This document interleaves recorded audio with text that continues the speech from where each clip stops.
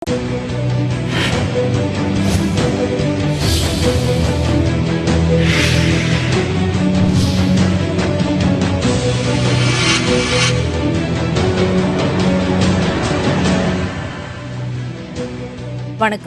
உங்கள் ஊர் உங்கள் குரலில் பல்வேறு செய்திகளை பார்ப்பதற்கு முன்னதாக தலைப்புச் செய்திகளை பார்க்கலாம். 500 மற்றும் 1000 ரூபாய் நோட்டுகளை மாற்ற வங்கிகளில் குவிந்த மக்கள். அஞ்சலகங்களில் உரிய ஏற்பாடு செய்யாததால் ஊழியர்களுடன் வாக்குவாதம்.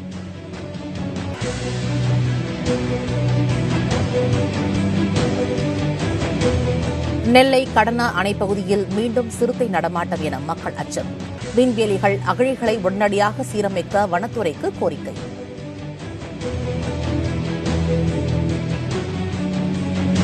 அறுவடைக்கு தயாரான நெற்பயிர்களை தாக்கியுள்ள புகையான் நோய்.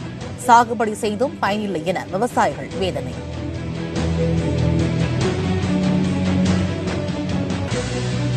கரூரில் ரயில்வே கேட் அருகே சுரங்கப்பாதை அமைக்க எதிர்ப்பு. மீண்டும் ரயில்வே கேட் மூடப்படுமோ என மக்கள் அச்சம்.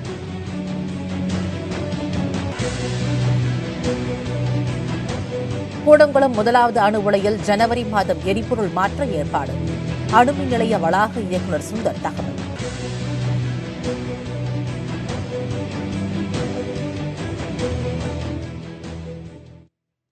தமிழகம் முழுவதும் 500 மற்றும் 1000 ரூபாய் நோட்டுகளை மாற்றுவதற்காக வங்கிகளில் மக்கள் அதிகாலை முதலே வரிசையில் காத்திருந்தனர். வங்கிகள் திறந்தவுடனே பணம் மாற்றுவதற்கான படிவங்கள் விநியோகிக்கப்பட்டன. அதில் தேவையான தகவல்களை பூர்த்தி செய்து அளித்தவர்களுக்கு பழைய ரூபாய் நோட்டுகளுக்கு மாற்றாக புதிய ரூபாய் நோட்டுகள் வழங்கப்பட்டன. செலவிற்கு கூட பணம் இல்லாததால் உடனடி தேவைக்காக பணம் எடுக்க வாடிக்கையாளர்கள் குவிந்ததால் வங்கிகளில் கூட்டம் அலைமோதியது.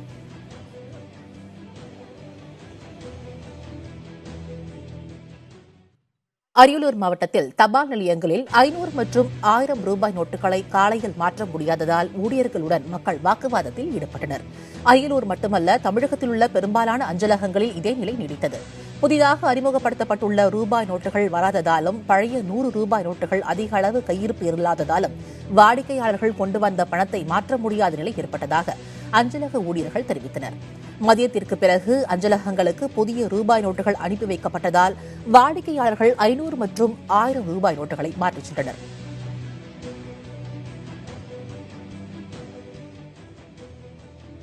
கடலூரில் உள்ள ஸ்டேட் பேங்க் கிளையில் பணம் மாற்றும் படிவத்தை தனிநபர்கள் 2 ரூபாய்க்கு விற்றதால் பொதுமக்கள் சிரமத்திற்கு ஆளாகினர். வங்கிகளில் இலவசமாக வாடிக்கையாளர்களுக்கு வழங்கப்பட வேண்டிய விண்ணப்பங்களை தனிநபர்கள் வெளியில் விற்பதை யாரும் கண்டுகொள்ளவில்லை என அவர்கள் குற்றம் சாட்டினர். வங்கிகளில் குறைந்த எண்ணிக்கையிலான படிவங்கள் மட்டுமே வைக்கப்பட்டிருந்ததால் இந்த நிலை ஏற்பட்டதாக அவர்கள் தெரிவித்தனர். சில வங்கிகளில் கணக்கு வைத்திருப்பவர்களுக்கு மட்டுமே முன்னுரிமை அளிக்கப்பட்டதால் மற்றவர்கள் சிரமத்திற்கு ஆளாகினர். பேப்பரில், டிவியில் எல்லாத்துலேயுமே அக்கௌண்ட் எந்த பேங்க்லேயும் போய் மாற்றிக்கலான்னு கிளியராக சொன்னாங்க. ஆனால் இங்கே என்ன பண்ணுறாங்கன்னு கேட்டிங்கன்னா, எந்த பேங்க்கில் அக்கௌண்ட் இருக்குதோ அங்கே வந்தால் தான் கொடுப்போம்னு சொல்கிறாங்க. பட் இங்கே நடக்கிறது குவைட் அகைன்ஸ்டாக நடக்குது. அக்கௌண்ட் எங்கே இருக்குதோ அங்கே தான் போய் நான் மஞ்சள் போய் 8:30 மணிக்கு போய் நின்றுட்டு அங்கே ரிட்டர்ன் ஆகி இப்போ திருப்பாவூரில் எனக்கு அக்கௌண்ட்டு இது சொன்னதுனால இப்போ திருப்பாவூருக்கு நிற்கிறேன் கியூவில். தேனி மாவட்டத்தில் உள்ள அறுவடை செய்த காய்கறிகளை விற்பனை செய்ய முடியாமல் மழைவால் மக்கள் சிரமத்திற்கு ஆளாகியுள்ளனர். 500 மற்றும் 1000 ரூபாய் நோட்டுகள் செல்லாது என்ற மத்திய அரசின் அறிவிப்பால் மழையில் விளைவிக்கப்பட்ட காய்கறிகள், பழங்களை விற்பனை செய்ய முடியவில்லை என கூறப்படுகிறது. தோட்டங்களில் இருந்து காய்கறிகளை பறித்து விட்டதால் அனைத்தும் வீணாகிவிட்டதாக மலைவாழ் விவசாயிகள் வேதனை தெரிவிக்கின்றனர். சாகுபடியும் வீணாகி வருவாயும் கிடைக்காமல் மிகுந்த சிரமத்திற்கு ஆளாகியுள்ளதாகவும் அவர்கள் கூறுகின்றனர். இந்த ஆரஞ்சு பழ சீசன் இந்த 10-20 நாளுக்குள்ள எடுத்துட்டா தான் இது நடக்கும். இந்த நடந்துகிட்டு இருக்க டயத்தில் 500, 1000 ரூபாய் செல்லாதுன்ற நிலைமையில இப்ப பொதுமக்கள் எங்க மலையில் இருக்க மலைவாழ் மக்கள் பூரா வந்து போனா தான் காசு. இந்த வந்து போற காசு கம்சங்கடையில் 500, 1000 செல்லாதனால நாங்க எட்ட போட்டு போங்க, என்னைக்கோ விற்கும், வித்ததுக்கப்புறம் தான் வருவோம்ன்ற நிலைமையில வியாபாரின்னு சொல்றாங்க, கடைக்காரங்க சொல்றாங்க. இதனால மலையில் இருக்க மக்கள் பூரா இந்த பண பொருளாதாரனால நல்ல சாப்பாடு கிடைக்காம, நல்ல பொருள் கிடைக்காம நான் இன்னைக்கு இருந்து வேதனையும் மக்களும் வாழ்ந்தது தான் முக்கியம். நெல்லை மாவட்டம் கடனை அணையொட்டியுள்ள பகுதியில் மீண்டும் சிறுத்தை நடமாட்டம் அதிகரித்துள்ளதாக மக்கள் அச்சம் தெரிவித்துள்ளனர். பெத்தான்பிள்ளை குடியிருப்பில் ஏற்கனவே 2 முறை கூண்டு வைத்து சிறுத்தைகள் பிடிக்கப்பட்டன. அதே பகுதியில் வசித்து வரும் சிவசக்தி என்பவரது வீட்டு வாசலில் கட்டி வைக்கப்பட்டிருந்த நாயை சிறுத்தை கடித்து இழுத்துச் சென்றதாக கூறப்படுகிறது. தொடர்ந்து சிறுத்தை நடமாட்டம் இருப்பதால் இரவு நேரங்களில் வெளியில் செல்ல மக்கள் அச்சம் தெரிவித்துள்ளனர். வனத்தையொட்டியுள்ள குடியிருப்பு பகுதிகளில் வனவிலங்குகள் நுழைந்து விடாமல் தடுக்க அமைக்கப்பட்டுள்ள மின் வேலிகள் பழுதடைந்துள்ளதாக மக்கள் குற்றம் சாட்டுகின்றனர். ஊருக்குள் சிறுத்தை, கரடி போன்ற வனவிலங்குகள் நுழைந்து விடாமல் வனத்துறையினர் தொடர்ந்து கண்காணிக்க வேண்டும் எனவும் கிராம மக்கள் கோரிக்கை விடுத்துள்ளனர். இன்னைக்கும் அதே போல தூக்கி இருக்கு. இன்னைக்கும் கண்டிப்பா வரும். பச்சை பிள்ளைங்க இருக்க இடத்துல இப்ப நாய் கிடையாது, பச்சை பிள்ளைங்க தான் இருக்க சூழ்நிலையில கடைசியில என் பிள்ளைகளையும் தான் பிடிச்சிட்டு போவோம். இதை பத்தி அவங்க கிட்ட கேட்டோம்னா, ஃபாரஸ்ட்காரங்கிட்ட வந்து கேட்டோம்னா அவங்க சொல்றாங்க, நீங்க முடிஞ்சதை பாத்துக்கோங்க அப்படிங்கிற முறையில சொல்றாங்க. வேற ஒரு நாயை தூக்கிட்டு போயிட்டு அது சரியா எனக்கு நான் தெரிஞ்சுக்கிடல. சொன்ன அவங்க வந்தாங்க, நான் சொன்னேன். நேற்று நைட்டு அதே மாதிரி நைட்டு நாய் ரொம்ப அலற சத்தங்களுக்கும் என்னமோ நினைச்சிட்டு இருந்துட்டேன். காலையில பார்க்க பார்த்துக்கோங்க, சிறுத்தை நாயை தூக்கிட்டு போயிட்டு. கூடங்குளம் 1வது அணு உலையில் எரிபொருள் மற்றும் பணி ஜனவரியில் நடைபெறும் என வளாக இயக்குநர் சுந்தர் தெரிவித்துள்ளார். கடந்த 15 நாட்களாக பராமரிப்பு பணி காரணமாக 850 மெகாவாட் மட்டுமே மின்சாரம் உற்பத்தி செய்யப்படுவதாகவும் தெரிவிக்கப்பட்டுள்ளது. முதல் அணு உலையில் தற்போதுள்ள எரிபொருள் ஜனவரி மாதம் வரை பயன்படும் என்றும் அதன் பிறகு எரிபொருள் மாற்றப்பட்டு மின் உற்பத்தி தொடரும் எனவும் அதில் கூறப்பட்டுள்ளது.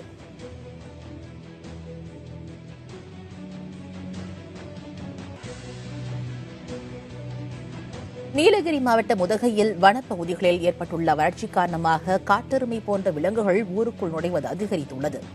மெரிஸ் ஹில்ஸ், அப்பர் பேருந்து நிலையம் போன்ற முக்கிய பகுதிகளில் சுற்றித் திரிந்த காட்டெருமைகளை 1 மணி நேர போராட்டத்திற்கு பிறகு வனத்துறையினர் விரட்டினர்.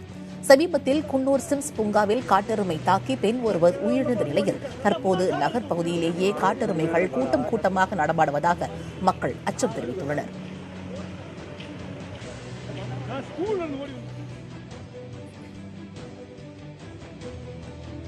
சிவகாசியில் பள்ளிக்கு செல்ல சாலை வசதி செய்து தர கோரி மாணவர்கள் உதவி ஆட்சியர் அலுவலகத்தை முற்றுகையிட்டனர். பூவநாதபுரம் அரசு மேல்நிலைப் பள்ளியில் ஈங்சார், நடுவப்பட்டி, சாமிநத்தம் உள்ளிட்ட 10க்கும் அதிகமான கிராமங்களைச் சேர்ந்த மாணவர்கள் பயின்று வருகின்றனர். இந்த கிராமங்களில் இருந்து மாணவர்கள் பள்ளிக்கு செல்ல பயன்படுத்தி வந்த நடுவப்பட்டி இணைப்பு சாலையால் விவசாயம் பாதிப்பதாக விவசாயி ஒருவர் வழக்கு தொடர்ந்திருந்தார். அதில் விவசாயிக்கு சாதகமாக தீர்ப்பு வந்ததால் நடுவப்பட்டி இணைப்பு சாலையை மாணவர்கள் பயன்படுத்த முடியாத நிலை உருவாகியுள்ளது. பள்ளிக்கு செல்ல பேருந்து வசதியும் இல்லாததால் 10 கிலோமீட்டர் நடந்தே செல்ல வேண்டியுள்ளதாக கூறி 300க்கும் அதிகமான மாணவர்கள் முற்றுகை போராட்டத்தில் ஈடுபட்டனர். பிரச்சினைக்கு சுமூக தீர்வு ஏற்படுத்துவதாக மாவட்ட உதவி ஆட்சியர் உறுதியளித்ததை அடுத்து மாணவர்கள் போராட்டத்தை கைவிட்டனர். அடிப்படை வசதி இந்த ஒரு ரோடு தான். அந்த ரோட்டை ஒன்றை மட்டும் போட்டு கொடுங்க, நாங்கள் பள்ளிக்கு போய் படிங்கன்றீங்க. நான் படிப்புக்கு தேவையான ஒரு வழியாக செய்கிறீங்களா? நீங்கள் படிக்கிறது தேவையான ஒரு வழியை செஞ்சால் தான் எங்களால் படிக்க முடியும், எல்லாம் செய்ய முடியும். சரி, பிள்ளைங்க வந்துட்டாங்களா, வீடு வந்து சேர்ந்துட்டாங்களான்னு பெற்றோர்களை எதிர்பார்த்துக்கிட்டு இருக்க வேண்டியது இருக்கு. இடையில ஓடைகள் பிரச்சனை இருக்கு. ஓடையில அது அணைக்காடு சங்கம் இதெல்லாம் இருக்கு. திடீர்னு ஒரு பாம்பு எதுவும் வந்துடும், ஒரு பைத்தியம் முடிச்சாதான் வந்து விரட்டி விடுறாங்க. என்ன செய்வாங்க பிள்ளைங்க? பாதை நல்ல பாதையா இருந்தா சீக்கிரம் வந்துருவாங்க. இப்படி இடிச்சு போட்டிருந்தா எப்படி வருவாங்க, செய்வாங்க? கிருஷ்ணகிரி மற்றும் அதனை சுற்றியுள்ள கிராமங்களில் பயிரிடப்பட்டுள்ள நெற்பயிர்கள் புகையான் நோயால் பாதிக்கப்பட்டுள்ளது. அதனால் 50% மகசூல் குறைந்துவிட்டதாக வேதனையில் உள்ளனர் விவசாயிகள். தஞ்சைக்கு அடுத்தபடியாக கிருஷ்ணகிரி மாவட்டத்தில் நெல் சாகுபடி அதிக அளவில் நடைபெற்று வருகிறது. தென்பெண்ணை ஆற்று பாசனம் மூலம் பெரியமுத்தூர், அவதானப்பட்டி, போச்சம்பள்ளி உள்ளிட்ட 100க்கும் அதிகமான கிராமங்களில் இருபோக சாகுபடி செய்யப்படுகிறது. இந்த ஆண்டு முதல் போக சாகுபடிக்கான அறுவடை நடைபெற்று வரும் நிலையில் நெற்பயிர்களை புகையான் நோய் தாக்கி வருவதால் விவசாயிகள் கவலை அடைந்துள்ளனர். ஒரு ஏக்கராவுக்கு 30 மூட்டை 35 மூட்டை நெல் ஆகும். அது நார்மலாக நெல் நல்லா நின்னா 35 மூட்டை கூட நெல் வரலாம். அது என்னடானா ஒரு ஏக்கராவுக்கு ஒரு 20 மூட்டை 25 மூட்டை கூட கிடைக்கிறதில்ல. 25 மூட்டை கிடைச்சாவே ரொம்ப கஷ்டம். மீதி நல்லா விளைஞ்சா 35 மூட்டை நெல் வரலாம். எல்லாம் பூஞ்சா ஆயிடுச்சு, பாதிக்கு பாதி நஷ்டம் ஆயிடுச்சு.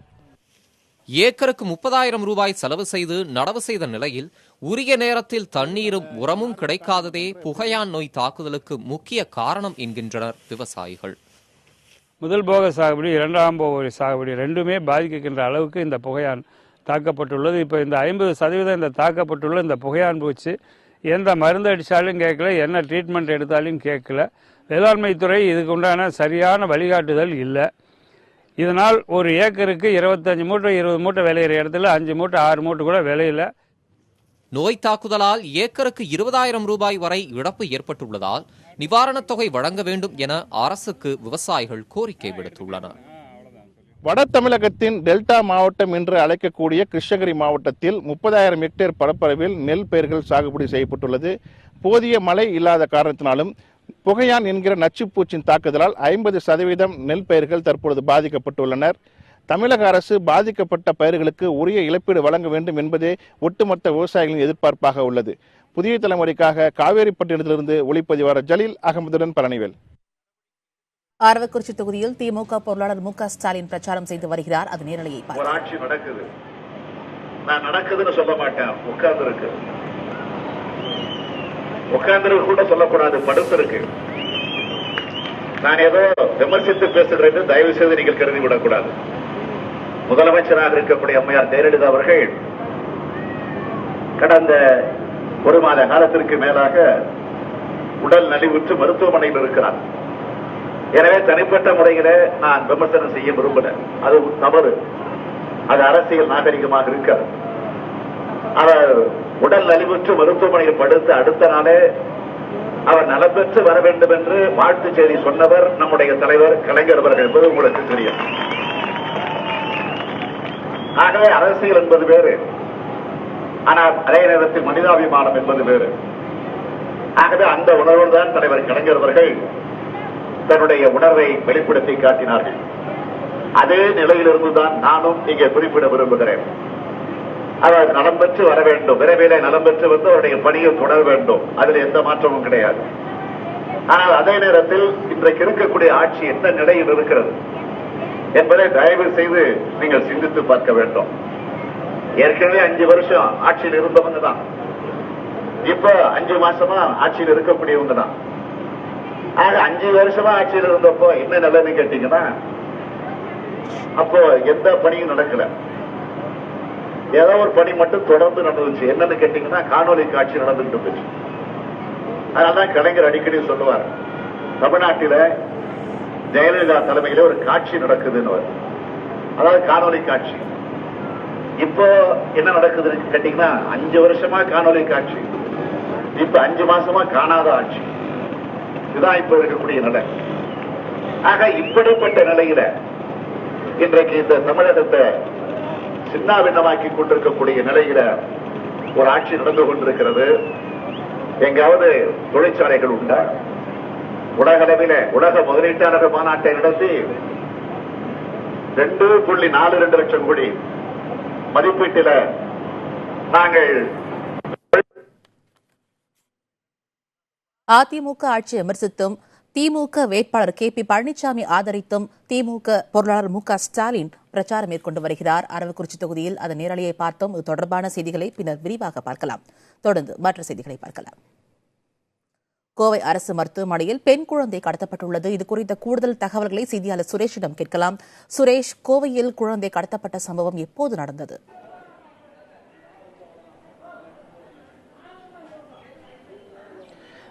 மும்தாஜ், கடந்த செவ்வாய்க்கிழமை மதியம் 1 மணி அளவில் சிங்காநல்லூரை சேர்ந்த ராஜன் ஜோதி தம்பதியினருக்கு ஒரு பெண் குழந்தை பிறக்கிறது.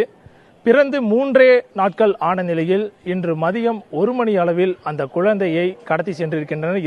3 பெண்கள் உட்பட 5 பேர் ஆம்னி காரில் வந்து கடத்தி சென்றிருக்கின்றனர். இந்த காட்சிகள் எல்லாம் சிசிடிவியில் பதிவாகி இருக்கிறது. தற்பொழுது நாம் இருக்கும் பகுதி கோவை அரசு மருத்துவமனையில் இருக்க தாய்சை நல மையத்தில் தான் இருக்கோம். அந்த பகுதியிலிருந்து தான் இப்போ நம்ம நேரலை கொடுத்துட்டு இருக்கோம். இதில் நம்ம குறிப்பிடத்தக்க வகையில் மிக அதிர்ச்சிகரமான ஒரு தகவல் இருக்கிறது. அது என்ன என்று பார்த்தோமே ஆனால், கடந்த திங்கட்கிழமை முதல் அர்ச்சனா என்ற பெண் தனக்கு குழந்தை பிறந்ததாகவும் அந்த குழந்தை ஐசியூவில் இருப்பதாகவும் கூறி இதே தாய்சே அவசரகால மருத்துவ மையத்தில் குழந்தையை தொலைத்த ஜோதியின் அருகிலேயே அந்த படுக்கையில் படுத்திருந்து அவருடைய அம்மா மற்றும் அவருடைய அக்கா மற்றும் மற்றொரு கணவர்கள் அட்டெண்டர் எல்லாத்தோடையும் இந்த மையத்தில் தான் அவங்க தங்கியிருக்காங்க. கூடவே இருந்து 3 நாட்களாக அவர்களுடைய நடவடிக்கைகளை எல்லாம் வாட்ச் செய்து அந்த பெண் முதல் கட்டமாக தனது பெயர் அர்ச்சனா என்றும் ஈரோட்டை சேர்ந்தவர் என்றும் அறிமுகமாயிருக்கிறார் ஜோதியிடம். அதன் பிறகு இன்று மதியம் 1 மணி அளவில் குடும்பமே சேர்ந்து அந்த பெண் குழந்தையை கடத்தி சென்றதாக முதல் கட்ட தகவல் தெரிவிக்கின்றன. இது தொடர்பாக பந்தயசாலை காவல் நிலைய போலீசார் முதல் கட்டமாக வழக்கு பதிவு இதுவரை செய்யவில்லை என்றாலும் அதற்கான விசாரணையில் ஈடுபட்டிருக்காங்க. இப்ப தாய் சேய் நல மையத்தில் இருக்கக்கூடிய இந்த சிசிடிவி கேமரா ஒளிப்பதிவாளர் காட்டுவார். இந்த கேமராவில் பதிவான காட்சிகளை கொண்டுதான் தற்பொழுது காவல்துறையினர் விசாரணையை மேற்கொண்டு வருகின்றனர். குறிப்பாக நாள் ஒன்றுக்கு காலை 6 முதல் 8 மணி வரையும், மாலை 4 முதல் 6 மணி வரையும், மதியம் 1 மணி முதல் 2 மணி வரையும் என்ற குறிப்பிட்ட கால இடைவெளியில் தான் இங்க தங்கி பிரசவம் பார்த்து குழந்தைகளை இருக்கக்கூடியவர்களை பார்க்க உள்ளே பார்வையாளர்கள் அனுமதிக்கப்படுகிறார்கள். உடன் தங்கி இருந்தே குழந்தையை கடத்திய இந்த சம்பவம் மிகப்பெரிய ஒரு அதிர்ச்சி ஏற்படுத்தியிருக்கிறது. மும்தாஜ். சுரேஷ், இந்த குழந்தை கடத்தல் தொடர்பாக சிசிடிவியில காட்சி பதிவாகி இருக்கு. அந்த காட்சிகளை காவல்துறையினர் கைப்பற்றினர்களா? காவல்துறையினர் இது தொடர்பாக என்ன நடவடிக்கை எடுத்துள்ளனர்?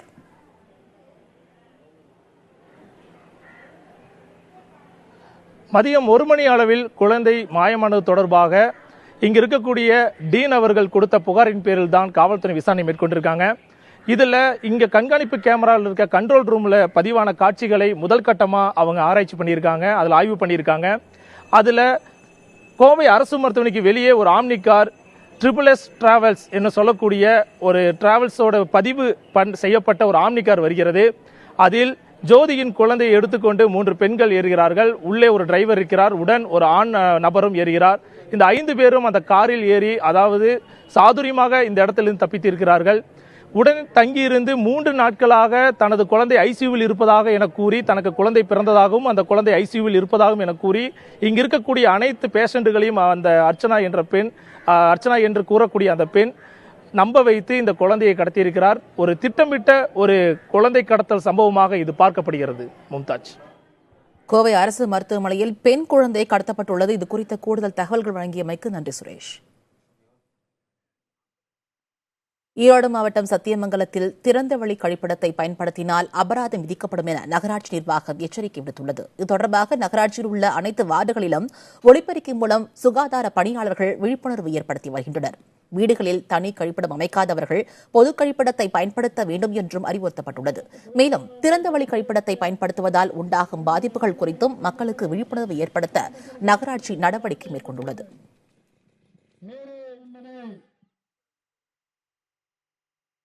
திருப்பூரில் குடியிருப்பு பகுதியில் செல்போன் டவர் அமைப்பதற்கு எதிர்ப்பு தெரிவித்து நடைபெற்ற மறியலில் காவல்துறையினருடன் தள்ளுமுள்ளு ஏற்பட்டது. காங்கேயம் சாலையில் உள்ள ராஜீவ் நகர் பகுதியில் செல்போன் டவர் அமைக்கப்பட உள்ளது.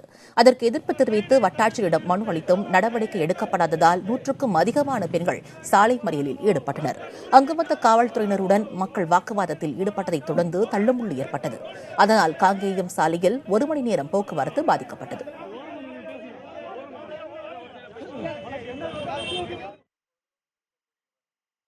கடலூர் வண்டிப்பாளையம் பகுதியில் பறவைகளை வலைவிரித்து பிடித்த 3 பேரை வனத்துறையினர் கைது செய்தனர். மேலும் தப்பி ஓடிய நபர்களை தேடி வருகின்றனர். புதிய முறையை கையாண்டு பறவைகளை வேட்டையாடுவதாக வந்த தகவலை அடுத்து வனத்துறையினர் அவர்களை கைது செய்தனர். கைது செய்யப்பட்டவர்களிடமிருந்து பறவைகள் மற்றும் வலைகள் பறிமுதல் செய்யப்பட்டன.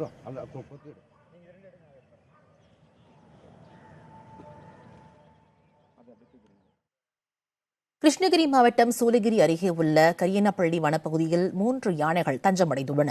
அதனால் வனத்தை சுற்றியுள்ள 15 கிராம மக்களுக்கு வனத்துறையினர் எச்சரிக்கை விடுத்துள்ளனர். கடுமையான வறட்சியால் தண்ணீர் மற்றும் உணவை தேடி யானைகள் கிராமத்தை ஒட்டிய வனப்பகுதியில் தஞ்சமடைந்துள்ளதாக கூறப்படுகிறது. யானைகளை வனப்பகுதிக்குள் விரட்டும் வரை இரவு நேரங்களில் எச்சரிக்கையாக செல்லுமாறு வாகன ஓட்டிகளுக்கு அறிவுறுத்தப்பட்டுள்ளது. மேலும் யானைகள் ஊருக்குள் நுழைந்து விடாமல் கண்காணிக்க 20 பேர் கொண்ட குழு அமைக்கப்பட்டுள்ளதாக வனத்துறையினர் தெரிவித்துள்ளனர்.